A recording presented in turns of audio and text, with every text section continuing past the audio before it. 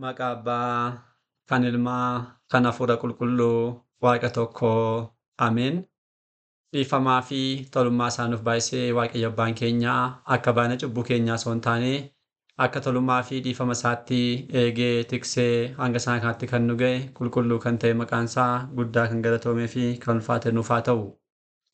Sagalee kana kan dhaggeeffattan maatiiwwan Waaqayyoo ijoolleen haadha keenya qulqulleettii Dubroo Maariyaam bakka adda addaa kan jirtan hundumti keessan maqaa gooftaa keenyaa fayyisaa keenyaa Iyyasuus Kiristoosiin nagaan isin gaafadhaa.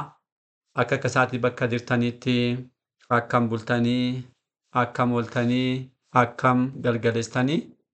Ameen. Galateeffamuun amala uumaa keenyaa fayyisaa keenyaa Sillaasee kan ta'e maqaan isaa baddaa samii irratti afaan qulqulloota ergamoota isaatiin afaan qulqulloota abbootii keenyaa farmoolii keenyaadhaan yeroo hundumaa kan galateeffamu qulqulluu kan ta'e maqaan isaa nurrattis guddaa kan galatoomee fi kan ulfaate nuuf haa ta'u.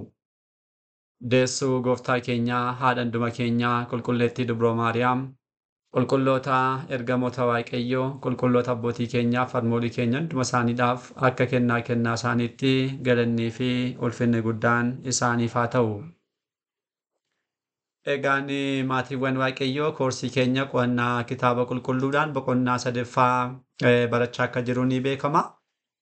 Boqonnaa kanaan kutaa 27ffaa yeroo darbeen raajota 16 keessaa kan salgaffaa kan ta'e raajii abdiyuu seenaa isaa xiqqoo akkasumas kitaaba isaa raajii abdiyuu jechuudha. Ilaalleetu kan dhaabbachiisne guyyaa har'aas akka fedhaa fi ayyaana Waaqayyootti achumarraa itti fufuudhaan kutaa 28ffaa boqonnaa kanaa kan ta'uun raajii Yoonaas kan ilaalluudha kan ta'u. Waaqayyo Abbaan keenya akkuma yeroowwan darbanii har'as nu gidduutti argamuun fedhaa fi eeyyama isaa nuuf haa ta'u. Egaan kurnaffaan raajii Yoonaasidha. Raajota 16 keessaa jechuudha. Kurnaffaatti kanaan raajii Yoonaasidha. Raajota gurguddoo arfan yoo keessaa baasne raajota xixiqqoodhaaf inni kun raajii ja'affaa ta'a jechuudha. Waa'ee Yoonaas amma ta'e ilaallee gara kitaaba isaatti deebina. Yoonaas jechuun hiikkaan maqaan isaa gugee jechuudha. Bulaalaa yookiin gugee jechuudha. Raajiin kun dacheemaa Israa'el keessatti abbaa isaa Amaateedhaa fi haadha isaa immoo Soonaa kan jedhamu irraatu kan dhalatedha. Raajummaadhaan tajaajilaa kan ture xiqqoo akka raajii Aamoos xiqqoonnis durseetu kan eegale. Bara mooticha Israa'el Iyorbiyaam jechuudha. Baroota 700 keessa tajaajilaa kan turedha Iyorbiyaam lammaffaa. Ingidihi Iyorbiyaam lammaffaa mootii Israa'elidha. Warreen gara Samaariyaa jechuudha. Warreen gara kaabaa. Bara sana keessa kan tajaajilaa ture. Aamos Duukaas baraan akka isaa walitti siiqan seenaan isaa nutti agarsiisa. Beektonni mana kiristaanaa keenyaa akka hiikanitti jechuudha. Eeliyaas mucaa dubartittii Seeraaphixaa sana du'aa kaasee turenna. Mucaan du'aa kaafame kun Yoonaasidha jechuudhaan hiikaniiru. Egaan raajichi Yoonaas akka raajota gurguddoo warreen duraa osoo hin taane inni kun warreen saboota Israa'el warreen gara kaabaa jechuun Samaariyaa warreen qabatan qoqqoodamaa bara Roobiyaan dhufeen Israa'el jedhamanii kanneen adda ba'an nagadiiwwan 10 jechuudha. Isaaniifidha kan inni ergame. Isaanidha kan inni tajaajilaa ture jechuudha. Kanatti dabataadhaanis immoo saboota hin amaniin alagootaaf yookiin immoo saboota naannawii jechuudha. Isaaniifillee akka barsiisuudhaaf Waaqayyo raajii kana ergeera. Innaa raajota kakuu moofaa jiran keessaatu gara Ahizaabotaatti kan argame raajii tokkicha ta'uu isaatiin abboonni keenya maal jedhu raajii alagootaa jechuudhaan waamaniiru. Kan alagootaa warreen Ahizaabotaadhaaf kan ergame jechuudha. Naannaween egaa yeroo sanatti biyya humna qabdudha bara sanatti jechuudha.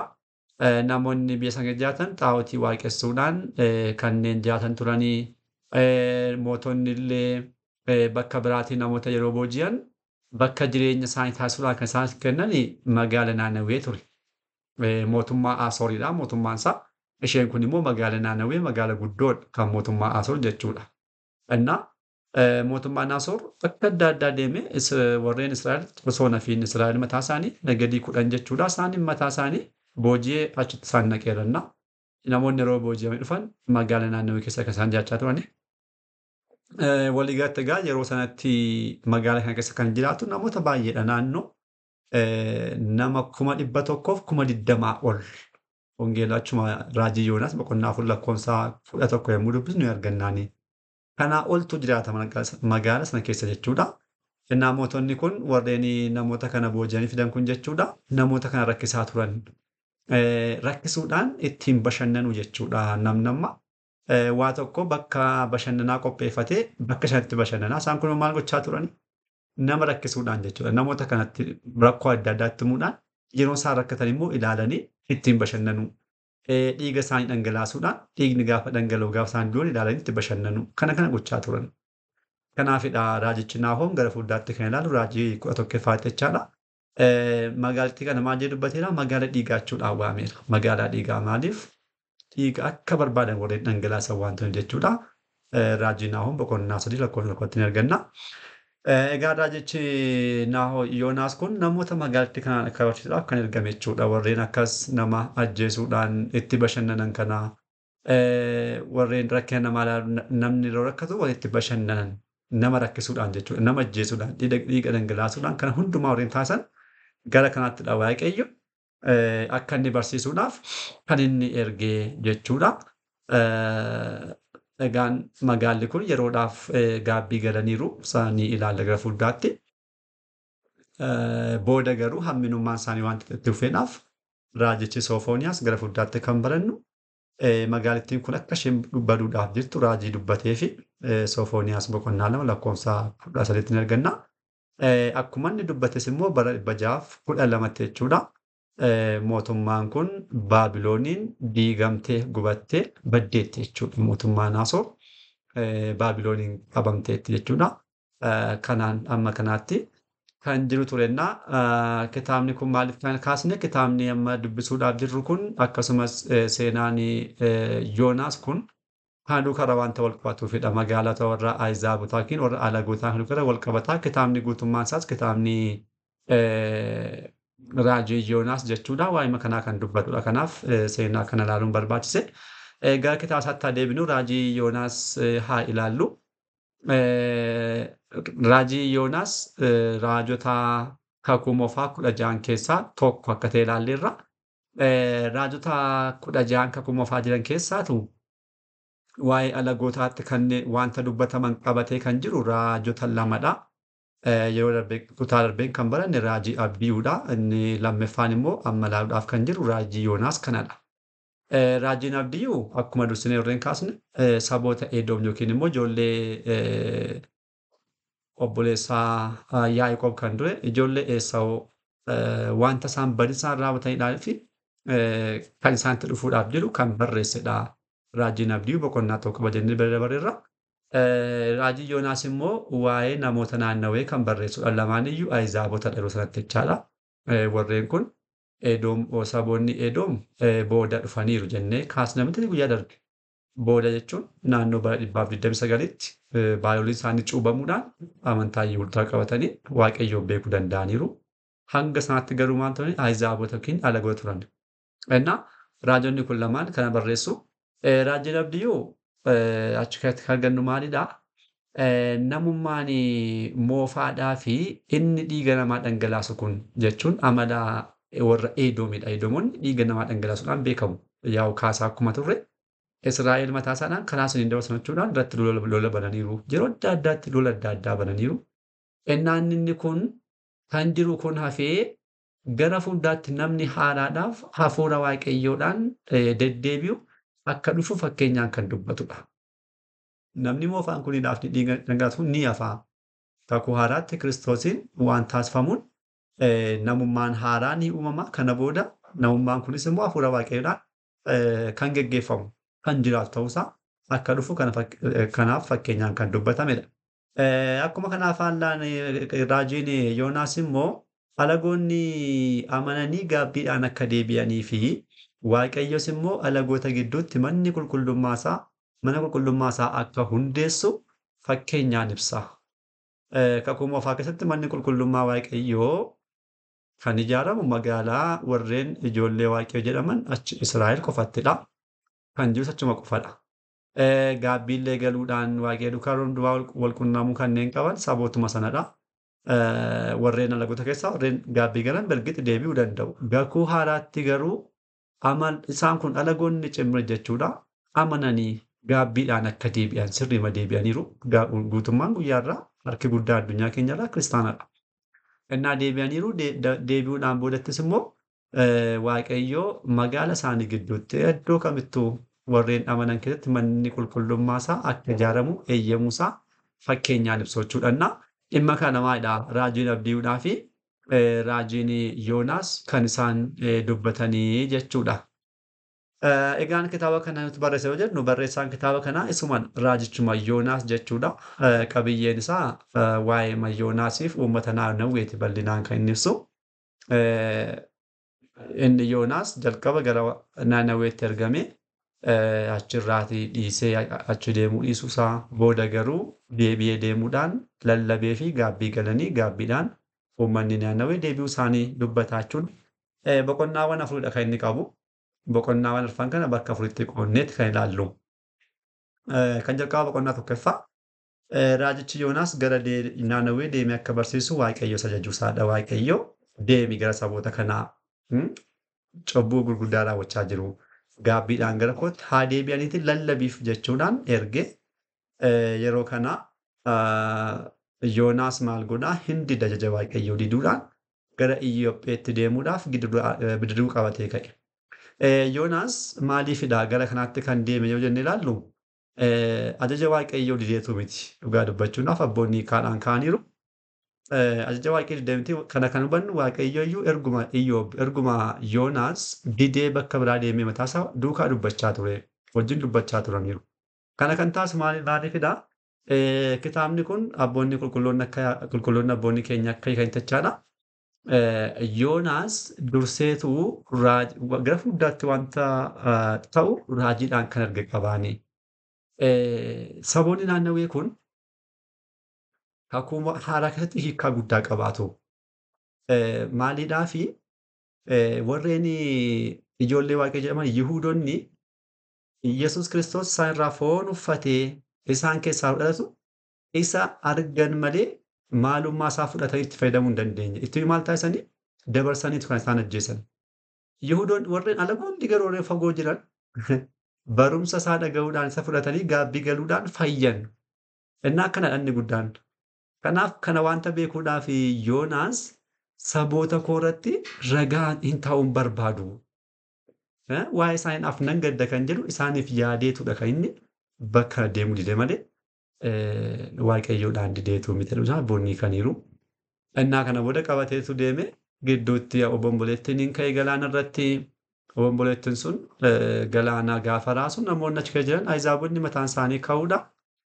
Nama kana Yoonaas rafee ture hin kaasanii. Kana booda rakkoon akkasa ta'e innumtuutti himee. Kana booda isaan achi keessaatii ni darbatan jechuudha.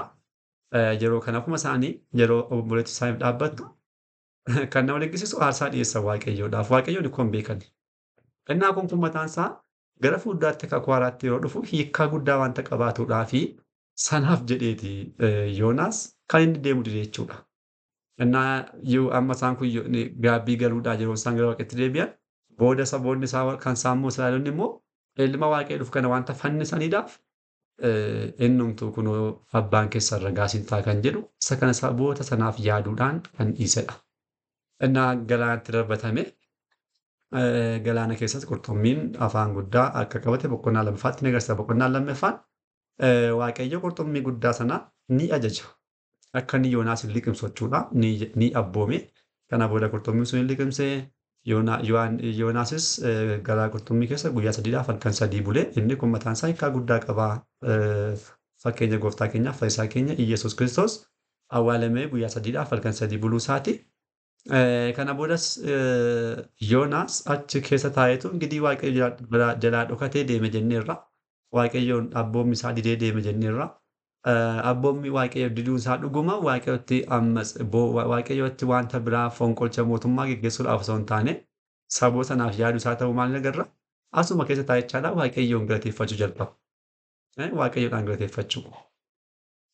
Akkasumallee galatuudhaaf kadhannaachuudhaan boqonnaa lammaffaatti kan akka ibsame kadhannaan kun kadhannaa raajotaa jechuudhaan yaa obbolaawwan kadhannaa kana keessatti ni beektu. Kadhannaawwan raajotaa jiran keessaa tokkodha kadhannaan kun inni galatuudhaaf kadhannaa of keessaa qaba. Kana booda waaqayyos immoo kadhannaa isaa galatoo isaa ni dhaga'eef ni fudhate. Bargit garaa qurxummii keessaa na baas hin jenne garuu waanuma raawwatametti waaqayyo galateeffate. Kana booda boqonnaa sadaffaatti immoo achi keessaatu akka inni bahee nutti agarsiisa. Boqonnaa lammaffaatti achi keessaa qurxummiin sun garaa isaa keessaatu tufee bakkeetti akka inni baasu waaqayyo ajajee kana booda ni baase. Boqonnaa sadaffaatti immoo Yoonaas achi keessaa bahe kun waaqayyo ammas irra deebi'ee ajaja deeme dheetu ajaja. Ingidiህ kana booda ni deemachaadha inni kun Yoonaas. Yeroo deemutu gara saboota naannawweessee deemeetu lallabennaa lallaba isaa dhaga'uudhaan gaabbii galan hundumsaanii. Gaabbii galanii kana booda waaqayyo dhiifama taasiseef. Dhiifama taasiseef boqonnaa afuraffaatti immoo waa'ee waaqayyo saboota kana hin balleessin hafuusaadhaaf Yoonaas hin gaddee. Hin gaddate akkoo abbaa dhiifamaadha. Duras akkoo akkati kana gootu nan beeka. Ilaala. Duras maal nan beeka akkati hin balleessine. Ilaala. Akkuma mataan isaa kan inni dhiise kanaafidha. Maaliif? Saboota isaatti kun murtii guddaa waan ta'uudhaaf akka isaaniif dhiifama taasisu akka isaan deebi'an nan beeka. Amma garuu naan sobaan taasiseedha akka kanaatti kan inni yaade. Waaqayyo bargatti sobaa isa taasisu osoo hin taane saboota warreen deebi'aniidhaaf dhiifama akka taasisu kan inni agarsiisu kun malee isa kana raajii kana sobaa taasisaa miti sobaas hin taasisne bargatti warreen hin deebine hiikkaadhaan kan jiru warreen gaabbii hin galin akka ibiddi isaan gubee balleessee. Warreen osoo gaabbii gidduu osoo jiran abiddi samiirraa gadi dhuftee amma isaan arganitti illee warreen gaabbii ga'an kun argameerannaa. Dhuguma raajiin kun sobaan jedhamte kan hin dubbatan hundumtuu warreen gaabbiin galatti raawwateera. Warreen gaabbii galan garuu hafaniiru. Innaa kana booda gaddee magaalaa naannawaa keessaatti bahee osoo taa'u waaqayyo mukittiin tokko halkan tokkotti akka isheen biqiltu taasiseef ni gadditee dheedhuu gangaafate qaba. Eeyyeen nan gaddee akkas naan jettee deebitee immoo kana goote kanaaf nan gaddee. Innaa waaqayyo maal taasise mukittiin tokko halkan tokkotti akka isheen biqiltee biraa guddattee isaaf gaaddisa akka isheen taatu taasise. Kana booda gaafa argu gaaddisa irratti baay'ee gammadee gadda isaarraas sirriitti deebi'uu jalqabe. Innaa kana booda waaqayyochumatti halkanuma sanachaadhaan raammoon tokko mukittii kan akka isheen qodoqordee nyaattu mukittii akka isheen jigdu taasise. Kana booda mukittiin hin jigdee amma immoo aduun mataa isaatti ba'uu jalqabe. Innaa kana booda ammas baay'ee aare. Baay'ee aaree du'a naaf wayyaadee waaqayyoon gaafa kadhatu waaqayyo mul'atee maal jedhee mukittiin kun jalaa baduu isheetti hin gaddite yaadannaan eeyyeen gadda amma du'aatti hin gaddee jechuudhaan deebise.